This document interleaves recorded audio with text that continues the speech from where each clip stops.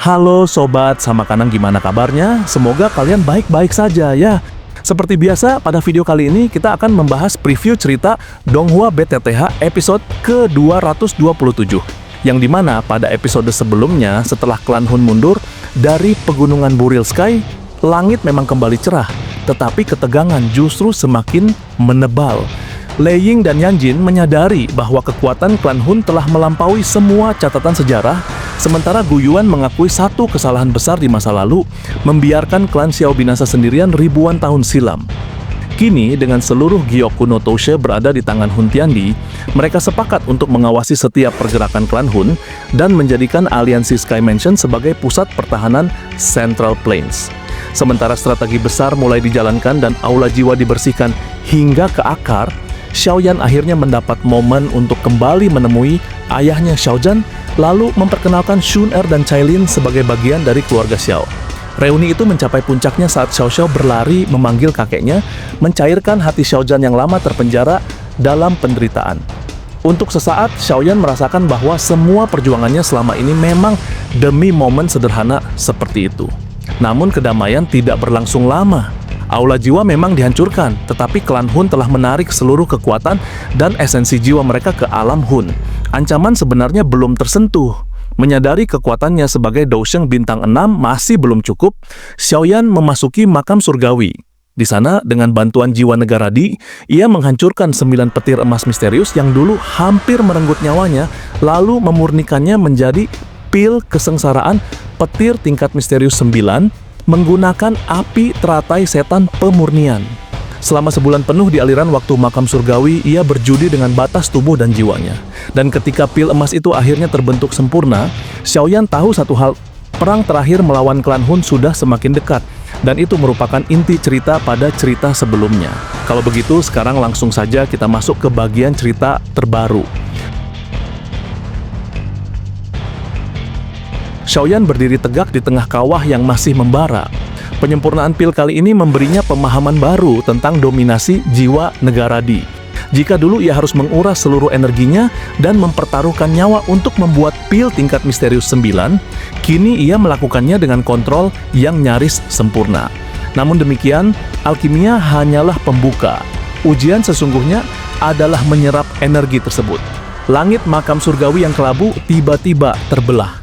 Seketika itu pula, awan petir hitam pekat yang mengandung kekuatan penghancur jiwa berputar-putar di atas kuali api.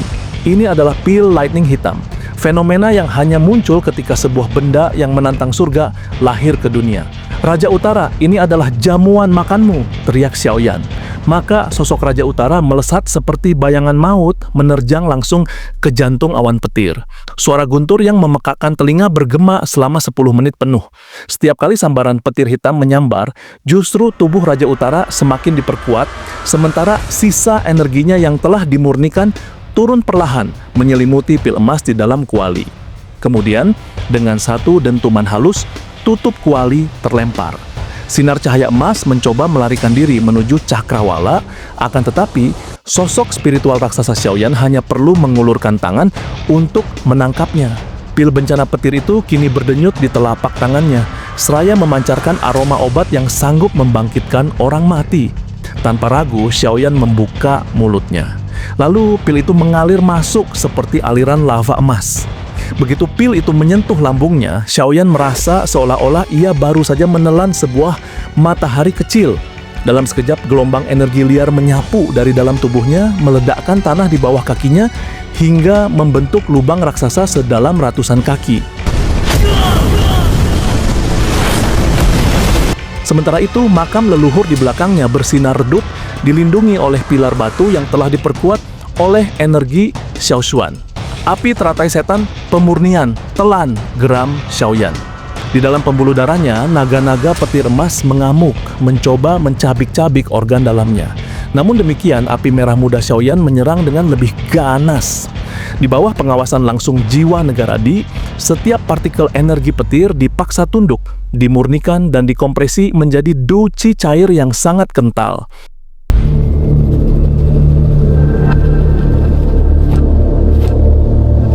10 hari berlalu dalam keheningan yang mencekam.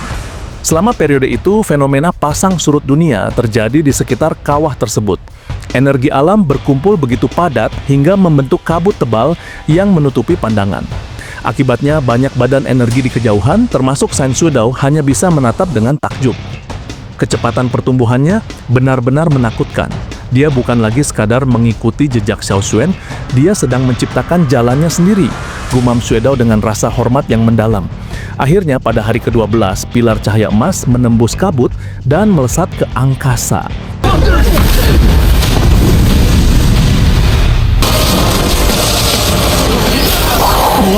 Kemudian, Xiaoyan membuka matanya. Rambutnya kembali hitam, namun di kedalaman pupilnya terdapat kilatan emas yang menyimpan tekanan absolut. 7 bintang Dosheng. Xiaoyan mengepalkan tinjunya, dan pada saat yang sama, ia merasakan kekuatan yang jauh melampaui level sebelumnya. Dengan demikian, ia kini berdiri sejajar dengan para tetua kuno yang telah berlatih selama ribuan tahun.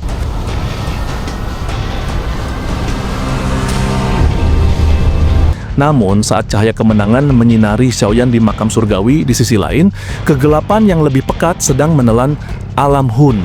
Di sebuah aula raksasa yang tampak seperti lubang hitam, Nihility Devouring Flame duduk bersila.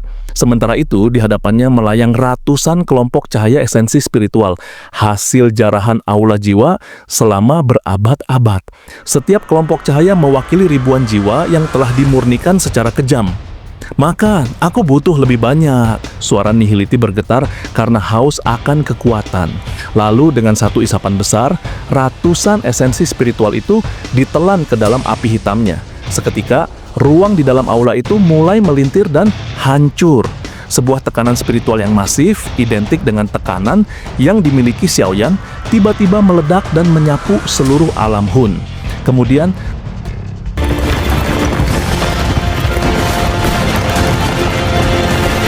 sosok Nihility bangkit, tubuhnya kini memancarkan aura transparan yang melengkungkan realitas. Dengan demikian, ia telah mencapai apa yang ia dambakan, jiwa negara Di. Selamat atas pencapaian Tuan Nihility. Ribuan prajurit klan Hun bersujud, gemetar di bawah tekanan yang tak tertahankan tersebut. Nihility Devouring Flame tertawa terbahak-bahak dan tawanya mengandung distorsi ruang yang menyakitkan telinga. Ia lalu menatap Hun Tiandi yang muncul di hadapannya dengan senyum dingin.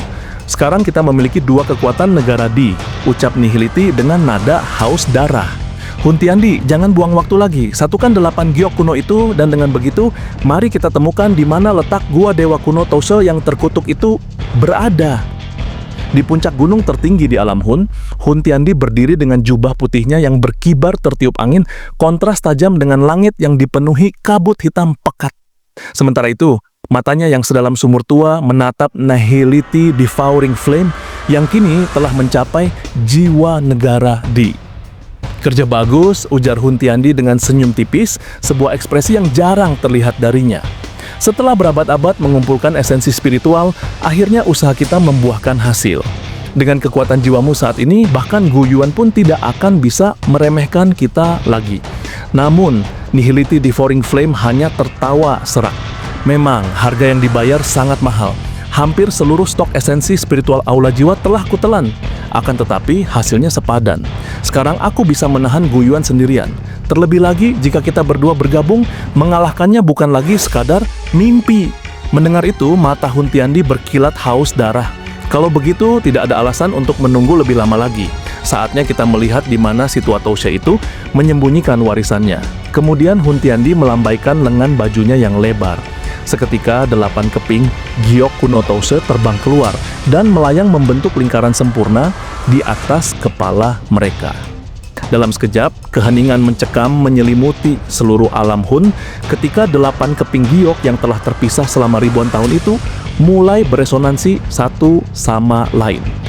Selama ribuan tahun, klan-klan kuno saling membantai demi kepingan ini. Namun sekarang, aku akan menyatukan kalian kembali. Sambil menggigit ujung lidahnya, Hun Tiandi memuntahkan setetes darah esensi yang murni.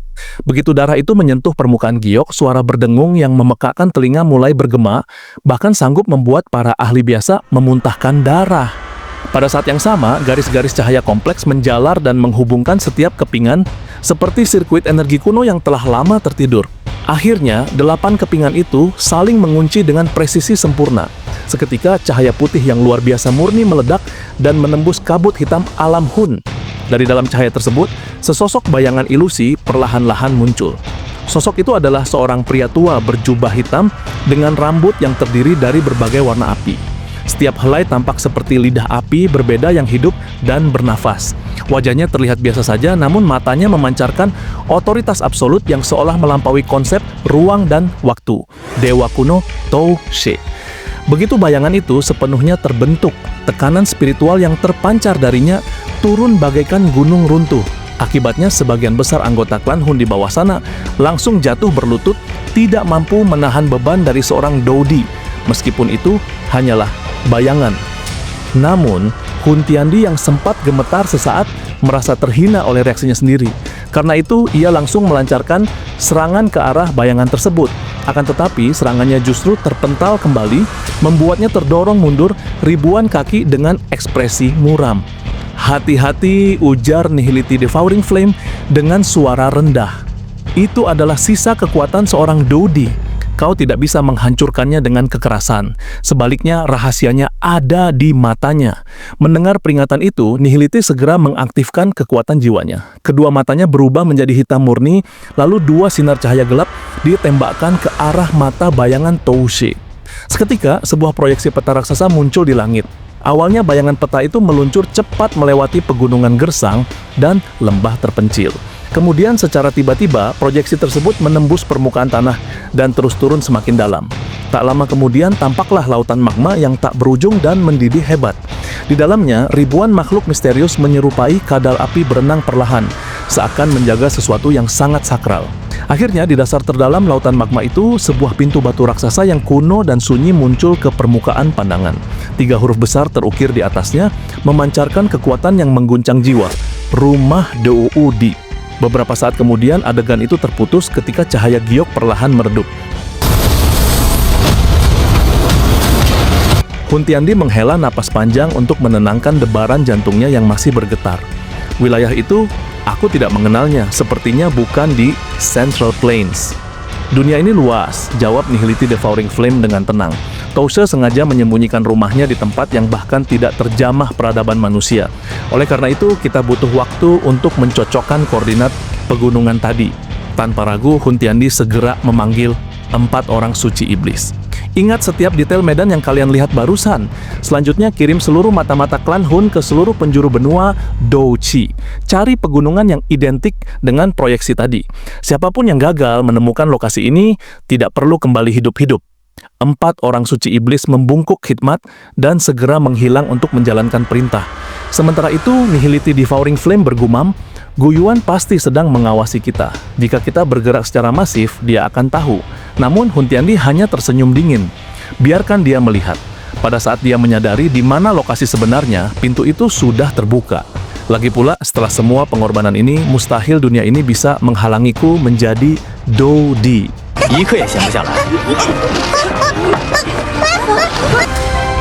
Di halaman pavilion yang tenang di dalam markas aliansi Sky Mansion, tawarannya Xiao Xiao yang sedang mengejar kupu-kupu bersama kakeknya, Xiao Zhan, memberikan kontras yang aneh dengan atmosfer Central Plains yang sedang diambang kiamat. Sementara itu, Xiao Yan berdiri di bawah bayangan pohon kuno, matanya menerawang jauh. Meskipun ia telah mencapai bintang 7 Daoshen, kegelisahan di hatinya tetap tidak kunjung padam. Guru klan Hun benar-benar diam seperti air mati. "Ini bukan gaya Hun Tiandi," ucap Xiao Yan kepada Yao Lao yang duduk di dekatnya. "Mereka telah mendapatkan seluruh giok kuno. Karena itu, diamnya mereka adalah tanda bahwa mereka sedang melakukan kalkulasi akhir," jawab Yao Lao sambil mengusap janggutnya. Guyuan telah memantau alam Hun dengan segenap kekuatannya, tapi hingga kini belum ada pergerakan massal. Tiba-tiba 2 sosok mendarat di halaman. Kemudian Xiaoding dan Xiaoli berjalan mendekat. Xiaoding yang kini telah pulih total kakinya menunjukkan langkah yang mantap, sementara Xiaoli tetap membawa aura tajam yang ia asah selama bertahun-tahun di wilayah Black Corner. Adik ketiga ada laporan rutin dari gerbang Xiao. Xiaoli berbicara sambil menyerahkan sebuah gulungan laporan. "Awalnya aku pikir ini hanya masalah kecil. Akan tetapi ada peningkatan aktivitas orang-orang berjubah hitam di sekitar Akademi Jianan. Mereka tidak menyerang, mereka hanya mengamati tanah." Begitu mendengar kata Akademi Jianan dan mengamati tanah, tubuh Xiaoyan mendadak menegang. Dalam sekejap, sebuah memori yang terkubur bertahun-tahun meledak dalam pikirannya seperti guntur. Ia teringat saat ia masih seorang pemuda yang nekat menyelam jauh ke dalam menara pemurnian Qiskai untuk menaklukkan api inti jatuh. Di tempat itu, tepatnya di dasar lautan magma yang tak berujung, Gyoku no Toushe miliknya pernah bergetar hebat. Sebuah reaksi yang tidak pernah terjadi di tempat lain, bahkan di Central Plains sekalipun. Dunia magma bawah tanah, teriak Xiaoyan dengan suara yang menggetarkan seluruh halaman. Mendengar teriakan itu, Cailin dan Chun'er segera mendekat, terkejut oleh perubahan drastis pada sikap Xiaoyan. Cailin, kau ingat bukan? Di bawah Akademi Jianan di tempat kita pertama kali, di sana ada dunia magma yang dihuni oleh makhluk kadal api yang misterius. Xiaoyan meraih tangan Cailin, matanya berkilat penuh gairah intelektual sekaligus urgensi. Wajah dingin Cailin mendadak memerah. Tentu saja ia mengingatnya, tempat itu adalah saksi bisu bersatunya takdir mereka. Namun demikian, ia juga ingat betapa menakutkannya tekanan di kedalaman magma tersebut. Maksudmu, rumah dewa kuno itu tidak berada di Central Plains, melainkan di wilayah Black Corner yang terpencil? Tanya Chun'er dengan nada tidak percaya. Taktik yang cerdik, sebab siapa yang akan menyangka bahwa makam Doudi terakhir berada di pojok benua yang dianggap sebagai tanah buangan? Xiaoyan mengepalkan tinjunya. Klan Hun pasti sudah melihat koordinat ini melalui penyatuan Giok kuno. Oleh karena itu, mereka tidak mengirim pasukan besar karena tidak ingin memicu perhatian Gu Yuan. Tetapi mereka mengirim pengintai untuk memastikan titik masuknya. Tanpa membuang waktu 1 detik pun, Xiaoyan segera menyusun rencana. Guru, kumpulkan 10 elit Doushen. Akan menggunakan wormhole rahasia yang menghubungkan ke barat laut. Dengan demikian, kita harus tiba di sana sebelum klan Hun meratakan akademi. Jika rumah dewa kuno dibuka di sana, maka seluruh wilayah Black Corner akan hancur menjadi debu. Chun'er, Cailin, kalian ikut denganku. Karena itu, kita butuh kekuatan tempur tercepat, perintah Xiaoyan. Ia kemudian berbalik ke arah langit dan suaranya mengandung tekad baja. Hubungi pamanku, katakan padanya jangan terkecoh oleh diamnya Hun Tiandi. Jika dia melihat pergerakan besar, maka sasarannya adalah Black Corner.